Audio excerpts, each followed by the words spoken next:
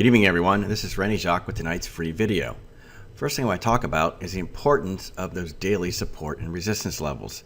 We got a couple great examples of that today. First is in the Russell. We can see yesterday we had that strong move down and we stopped right at that support level of the 35 period channel and that 50 period moving average. And today we can see it made a doji star as it couldn't break through that support level. So it's very important that we know where these levels are at all times on these daily charts, because the intraday charts are going to be based on getting through these daily support levels. And we can see other examples of that in the other stock index futures. Over in the S&P, we can see that today the S&P came right down to that 35 period moving average and stopped right there. So if one was taking short positions as we were moving down and wasn't aware of that support level, there's a very good chance of being stopped out. We can see that also in the Dow as well, coming right down to the bottom of that 35 period channel, and also in the NASDAQ as it's coming right down to that 20 period moving average. And we can see again that those daily support and resistance levels are very critical for us to know with our intraday trading.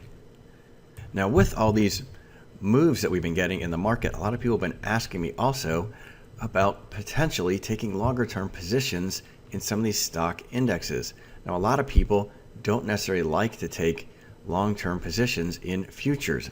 So for instance, on a spike down on the NASDAQ looking for that bounce, a lot of people don't necessarily want to trade the future on that as they're not necessarily comfortable with the risk. Well, fortunately, there are ETFs that will allow us to do this. Now, many people know the standard popular ETFs, which for the NASDAQ is the Qs, symbol QQQ. For the S&P, it's the SPY, SPY.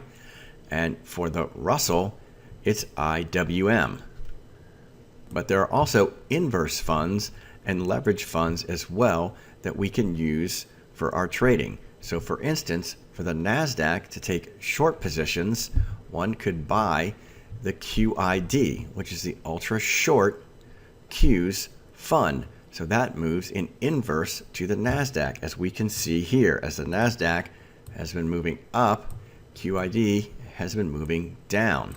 Now we can see the NASDAQ here made a speed line to 20 trade. Well, over here, QID made a speed line to 20 trade in the opposite direction.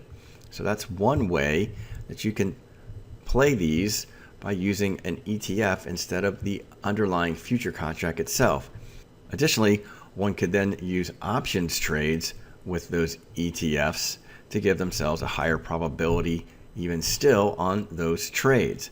One thing to keep in mind when trading options on some of these ETFs is you want to make sure that there's liquidity there, and also on a lot of leveraged ETFs, the capital requirement tends to be higher than on just a standard ETF.